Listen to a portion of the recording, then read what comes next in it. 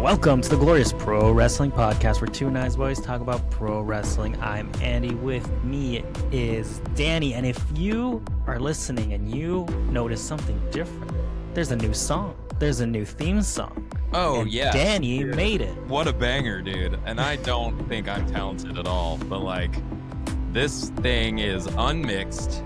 Oh, I think I'd send you a draft and you're like, yeah, try this. I think we did it in like 48 hours. We got it. Yeah, you did it super fast. 2 days. It turns out, yeah, inspired by probably the greatest wrestling theme ever recorded by The Brood. But we wanted to keep kind of our synth-wavy thing. So I made like a synthwave thing, and then we just ran with kind of like a Brood theme. Yeah, it was cool. Super cool. I would walk out to it. And now it's your own. Now it's not. I mean, this one, the last one wasn't, what do they call it? The last one, it was free-ish. The last one we unethically acquired. Yes, and now we have to come out and it was on a free library thing. I think like 30 seconds of it were free, and we somehow were able to. We didn't do a good. We did a bad thing. I didn't know about the 30 seconds, and I felt bad. I didn't know. I didn't know at the time, so now we are righting wrongs and making our own stuff. No AI. This was not AI. No, dude, I fucking had to. If you listen to it, you can hear the human mistakes in it.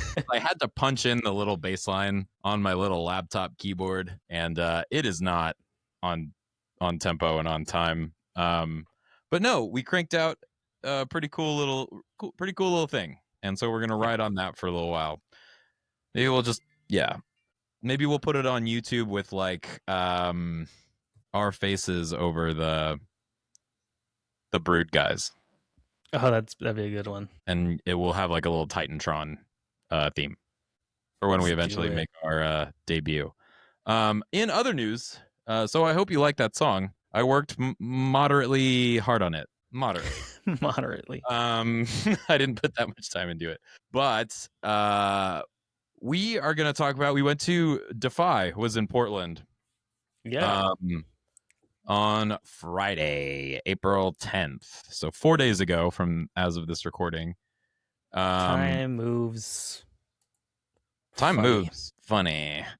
But, it was kind of, I'd never been to the Hawthorne Theater for a wrestling event. I had been to Defy a while ago. I saw Eddie Kingston and Brody King. And I saw, oh man, what was he going by? I saw one of the guys from The Demand. And it was before he was signed to How long ago was that? Oh boy, 2022? At the Armory? Oh, wow. Yeah, I think it was like, it was for my birthday, so it was like October 10th, maybe? Ooh, October 8th. There it is. Well, yeah, there it is. That makes sense. Interim Defy World Title, Swerve Strickland versus Christopher Daniels. Right, yeah. Yeah, that's great. That's cool. So they came back. It's been like, I think... I thought it'd been longer than it actually was, but the last time they were in Portland was October 2025, but before that was like 2023. And the last show that was actually at the Wonder Ballroom. Never been there. Cool. I wonder how sick that was. I haven't been to that. They don't let me into those nice venues anymore. They just don't book the acts I see, but that is a very cool venue. But this was a crossover with Dragon Gate. Mm-hmm. Yeah, Dragon Gate. You want to run down that card real fast? Yeah, let's do it. This one kicked off 6-man tag. This is a quick card. I will say we were there for like 2.5 hours, and I'm cool with that. Flew by. It was great. I think I was home by 11. Fantastic. We're just used to like Prestige go so long. We go to AEW so long, WWE so long, and it's just like some of these when you get like a nice A nice 2.5 dude. No hours of intermission. of no intermission, nonstop wrestling, no ads. Perfect. Yeah. Perfect. Yeah, it's crazy. So 6-man tag, Ben K, Ho Ho Loon, KZ versus the Sovereign. That was Evan Rivers and Sinner and Sate. That was a sick match. That one was won by the Sovereign, who are the at least tag champs of Defy. Mm-hmm. Yeah. And then keep rolling. Yeah, we had Adam Brooks versus La Estrella. That was Adam Brooks taking the win. Tag team match of Midnight Heat versus Paradox, which is Dragon Kid and Yamato from Dragon Gate. The Defy Women's World Championship, Marina Shafir defeated Amira again. That was really good, though. As it happens in Defy. And then another 6-man tag, C4 and Stephen Broden, Sting's son. Broden or Borden? Borden. I can't read, Bro. Versus Ishin Kai and Madoka Kikuta. And then the Defy World title was Brian Keith and Susumu Yukosoka. Rawr. Rawr. Some of these that we've seen before, Prestige, but overall, great card. I mean, Dragon Gate, I think when they're in town there, they put it on another level, which is great. Yeah, it was fantastic. I think obviously Amira and Marina was a standout moment. Really great shit from Marina Shafir. It bothers me that she's not on AEW television more. And that bothered me even more because I don't understand things. I think she's so good. I think she was great in this match against Amira. It was just kind of everything I've wanted to see from her. There were so many little things that she does that I appreciate. It's a tough situation when you're in the room for this kind of match because, yes, I of course want Amira to be victorious. It was pretty split.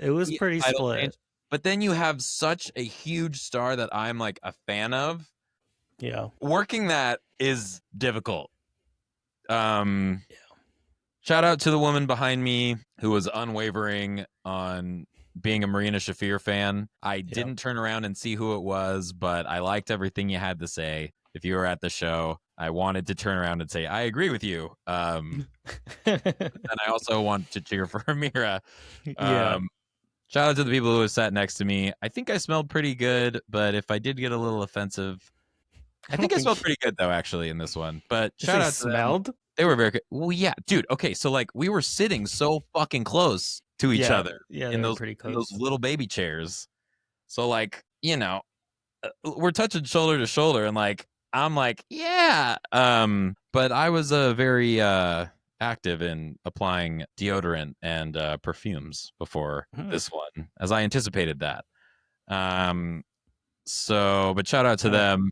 They were cool. A lot more than a lot of people probably do. So I know, and I want to be ethical and polite about that, because I'm going to be potentially loudly obnoxious. So at least not all 5 senses are going to be assaulted negatively. Anyways, that was really fun. And yeah, good to see Marina. Yeah, Marina she won. friggin' hits hard, and I think it's just like puts it on another level, right? Like especially against Amira, hometown. Yes. Trying to take the title. Yes. Unfortunately, did not. She's got titles. But I appreciate like Marina's. She's just on another level when it comes to like other talent, because it's like just the little things of like, come on, you got to give more, like pushing Amira a little bit more to like, come on, like you need to give more, and Amira was doing it and getting there, so it was like, oh, this could be possible. There were moments. There were definitely moments where it was like, oh my god, she's gonna happen, and then it was like, damn it. Like, and and that's fun. That's a fun ride to go on in the crowd. So that was a super standout one. Seeing C4 and Steve Broden, might as well be Steve Broden, because we broke down a little bit after they lost. Just a little bit. Yeah, you had a whole conversation with them. Huge guy. Huge guy. 80s action star guy. 80s action star guy. C4 classic. That match went everywhere though. That was fucking chaos for about the entire who knows how long it went. Which is great in comparison to the first 6-man, because the first 6-man was pretty traditional 6-man. I agree with you. I think and this one was just like, okay, now we're going. I don't think there was a moment everywhere. where there wasn't 3 guys in the ring. And you're like, get that fucking guy out of there, man. One in, one out. And while that was even happening, there would be 2 guys somewhere outside, like in the bar or in the crowd. I think that's why I appreciate kind of like, so like, what is it CMLL or AAA does like their 6-man rules where whoever is in the ring, the 2 guys, whoever's in the ring are the legal men. So no tags. Tags do happen if everyone's like, if it's a traditional, like if you're like on the ring post, like you do a tag. But at the same time, if you're in the ring, crazy. If you're in the ring and things are going crazy, then the 2 people inside are legal. And I feel like that just adds another element, because it's like, why aren't the other 2 people on the teams just fighting each other? And it's like, right. Well, now you're gonna, and it's kind of like, I think it's cool when it's like kind of like you do it as a respect thing. Like, okay, I'm gonna respect the other team. Sure. We're gonna have a traditional 6-man. Taggings are legal. No, but then you can have something like this where you're like, no, fuck that. Yeah, this was batshit crazy the entire time. And those Dragon Gate cats are just the most fun heels. They really balance that line of being able to be wrestling heels, but also being extremely likable, to be honest. Quite funny. Likable, funny, yeah. But also just, that was a high point. They're like imitating, like everyone's doing the C4. I think it was Ishin that was like kind of like mocking it too. Yep. It was like, or he was telling the crowd to zip it, or there was all of the above. I think it was very the other guy. Attractive. Which is great, because you're like, because you're right fucking there. You're right there, so they can hear you. The venue, to bring it back to the venue, was interesting because, and I was curious how this might play into it, because one side of the ring was just facing the stage where there were no seats, right? And there was sometimes action that would like face that way, and I wonder if it was a different skill to work to wrestle to only 3 sides of the ring and not have that 4th one, you know what I mean? Because nobody could. I mean, it was just a thought that passed through my head. Well, it seemed like they were forced. Like, I don't know what the view was of like hard camera work, but it almost seemed like they were just focusing. The guy was in front of you like 90% of the show, dude. You know what cameras were? Obviously, I knew who it was. But but like every action was like, all of like the launches and stuff were happening towards the larger side. Nothing was really coming into us for the most part. Everything was like focused on one side. But to your point, it's like, how do they structure that? Yeah, and I might be overthinking it, but one thing I also did like is the security was less abrasive than every single other show that we've been to. And I get what, and less I'm not shitting on the security. By the way, like, I trained with some of those guys. Danny knows them. 2-hour vet. Danny's the 2-hour vet. 2-hour vet. I'm part of the 2-hour vets, the 2-hour veterans, me and Mel. If you watch the show, you know that. But they are just like, get the fuck out of the way, get the move your fucking, and it's just like, okay, hey, people were not moving. In the Hawthorne venue. So first off, at the Defy show, they were not that abrasive. They were mostly like, they would mostly get in your way in case anybody was coming your way. And I would try to move if possible. There was nowhere to go. Sometimes Yeah. there's fucking nowhere to go, and I'm open to catching a Well, yeah, man. there was that block there. That's So the it's like sound. a lot of the seats were like going towards a block, right? Like up against it. So it's like where were they gonna go? You can't go right if that Right. thing is there. So the security was kind of like more enjoyable, Yeah. I Seeing would where they say, were in going. the show. Doing their jobs. They work their ass off. They gotta like walk in a crouched position like 80% of the time. It's a pretty unsung thing that those people do. Um, I get that they need to get the fans out of the way because if somebody lands on somebody wrong, you got a lawsuit on your hands. I Yeah. understand why they're so abrasive sometimes. Um, it just kind of tickles me sometimes where they're just like, get the fuck out of the way. And it's like, I'm surrounded by other fucking bodies. Like, where do you want me Yeah. to go? The fans there need to either be ready for it, you know, Which they were, which and everybody and be knows. okay with it. Like, hey, if Everybody I knows get hit, like before. totally fine. I understand where I'm at. But like also I get don't out of think the way. I've never seen a woman with a 1 year old or an infant in the front row. Um, I think everybody, and we talk about it at the beginning too, and we all agree to get the fuck out of the way. Um, but props to the people working that night. Yeah. That was pleasant. And there was a lot of fucking action outside too. Mm-hmm. Not just in that chaotic triple threat, but also Buck, even Amira and Marina were out there.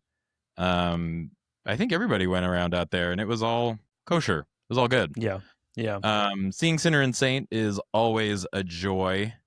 Always great. Um, that was a great match to kick things off.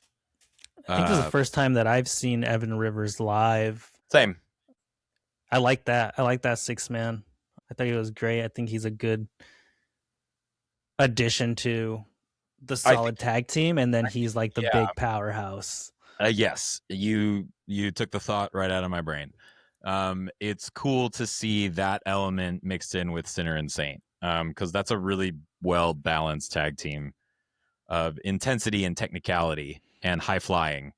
Mm-hmm. And then to add like a powerhouse to it was Because super. it had been a while since we'd seen them live tagged, right? We've Like, seen a lot of singles action at Prestige. yeah. We saw the big kiss goodbye. The Ryan Clancy and Trevor Williams and Judas Icarus and Kevin Blackwood and Judas Icarus and Alan Angels.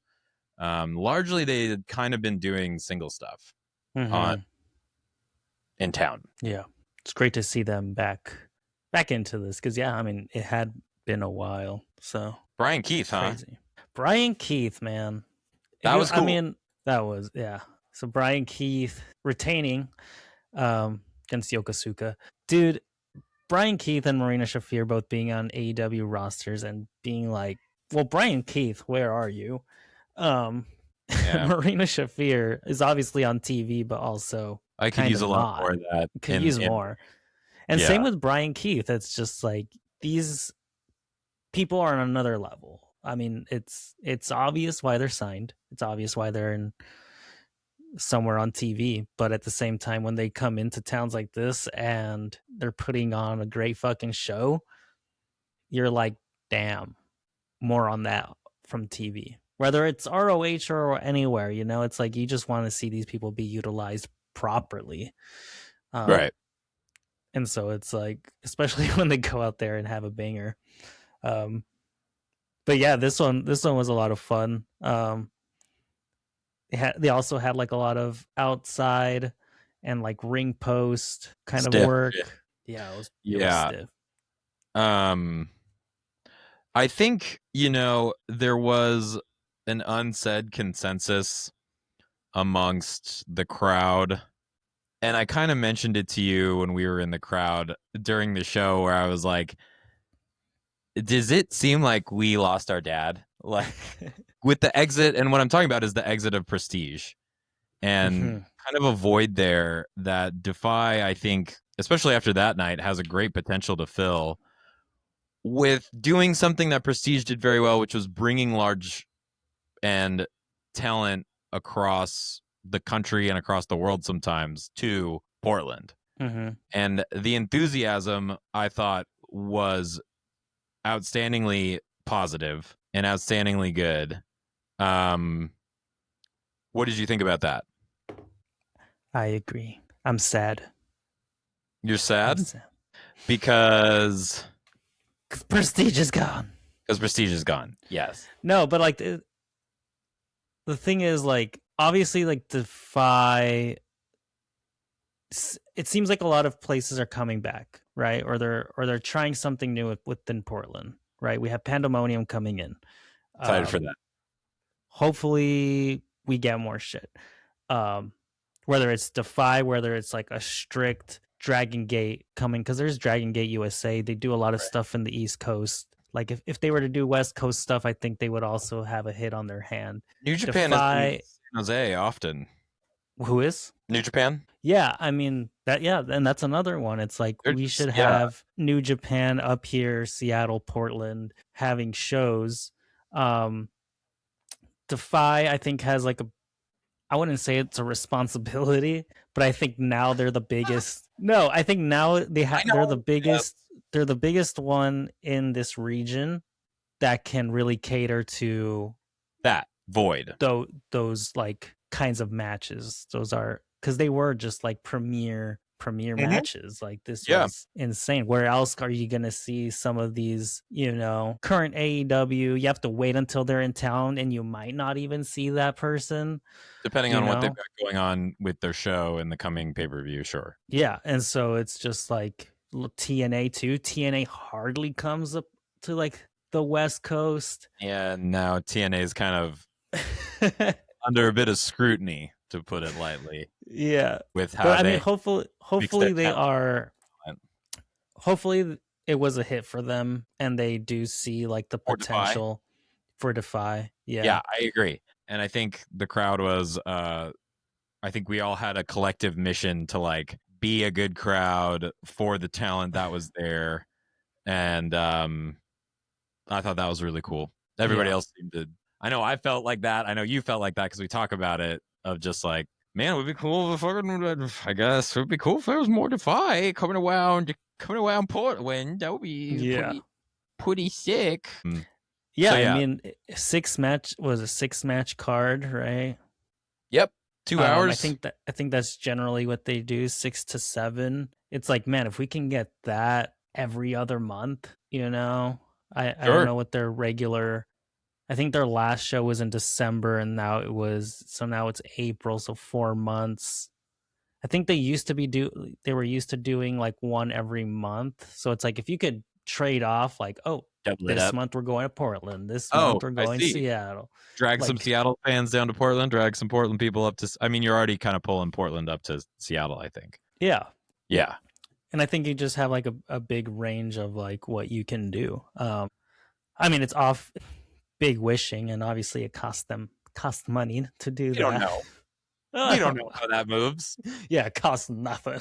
Yeah, just come on down. There's no rent venue. Come on in. Yeah, you don't need lights.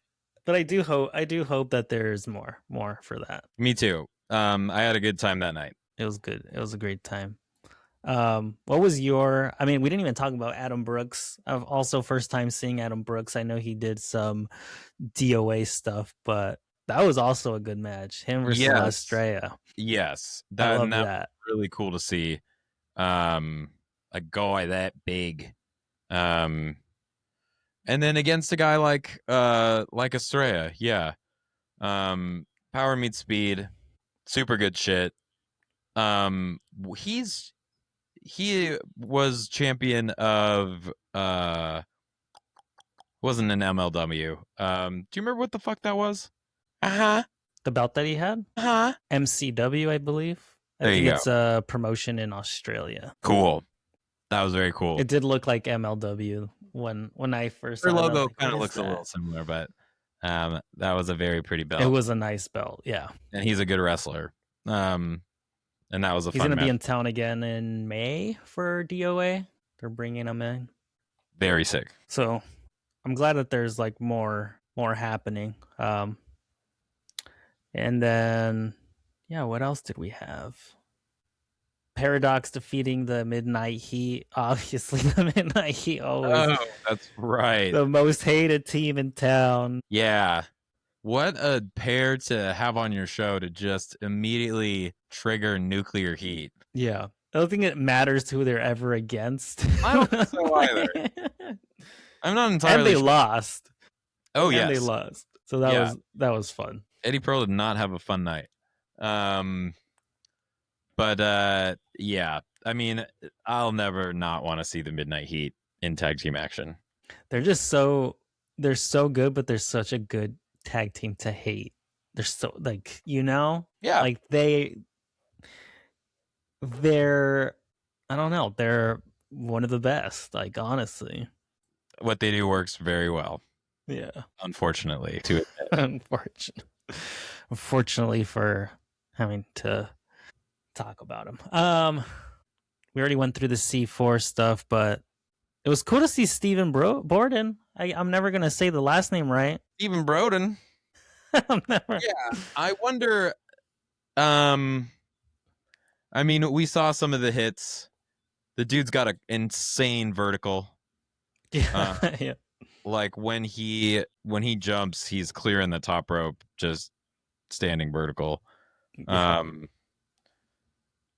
I don't wanna compare him to Sting because I can't imagine what that's like. However, it's hard to not. However, it is hard to not. And that is a very sick thing to see at an intimate venue like the Hawthorne Theater. Yeah, I mean, they're like right fucking there. We had good seats. We were like 2 from the ring. General admission also would be right behind us. Yeah. Yeah. Like a very accessible event. And then there was a huge general admission kind of under hard cam, which was up in the lounge there. Yeah, there was like a big like standing room area. Yeah. So that was pretty cool. And they brought action out there to you. Yeah. I thought it was great. I thought it was good to have the mix of like, oh, you have 2 rows seated and then you have a row behind. Because then even like, when people are standing up, for the most part, you're not like, damn, this fucking sucks. Like you're just standing in front the whole time. But like that's not the case. But for Steven, I mean, he started in October. I think he had his first match, and then the second. He had one of his first matches for Defy. Got it. And then was doing stuff he's been AEW and Defy for the most part, which is kind of cool. Kind of cool. I think there's potential. I don't know how old he is. Researching. Stand by. It's like 33, 34. Nice. It's close to your age. If this is accurate. Yeah. He can do it, right? Yes. 100%. That is the attitude. Andy is gonna fucking. If he can do it, I'm saying at his age. I'm saying it at his. I'm not comparing. You can do it. You're right. Yes. Yes. Andy's gonna start fucking hitting the mat and taking bumps. Hey, never say never. Who would you want to team with? Who would I want to team with? In the Portland area. Oh damn! Because you're gonna start training. I give you probably 6 months. Andy's in pretty good shape. Yeah. Okay, he's got drive. Give me a year. You'll be putting on the size. I know another I know 80, 50 pounds. I know who. Who would I pick? Who do you think? You would pick Cole. You would pick Cole. Okay, well look. I'm not gonna say no. I'm gonna say yes because of his heel work. But could you work heel? I can't see you working heel. You think so? I think so. Would you do it? I think I would do it. Heck yeah. Why not? I'd like to see that. I'd be very some babies. Huh? Right? That's what you do? What do you do? That's what you do. What are you doing? Oh, nothing. All right. You'll figure it out. You'll get there. Steal people's beers. That'll be the gimmick. You know, you have That's a good Matt gimmick. Brannigan drinking and like cheersing everybody, but then give somebody's him, you take it. People bestow them to Matt, but yeah. I think it would depend. It would depend on my character, on what my character is. Sure. So it's hard. It's hard to make. Next episode, we'll have decision an answer for you guys. We're gonna Elliot, and next episode we'll I think I would want me and Elliot as a tag team. Andy's wrestling plan. Oh, Elliot's brought up a lot of good people under him. That's a good choice. That would be. Sounds like he's committed to working heel, which is interesting development. Oh, so we'll have more for that next episode. Any more thoughts on crossover Defy Dragon Gate? No. No. It was great overall. Loved it. Yeah. Loved the venue. Audio was great. Yes, it was good. I could understand all the promos. Yeah. I could hear all and the music. All the music. Nice. But yeah, overall it was a great card, and I hope that they come back soon.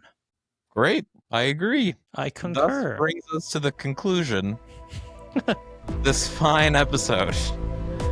Don't forget to follow us at Pacific Wrestling Network on Instagram. Grab your tickets to Pandemonium.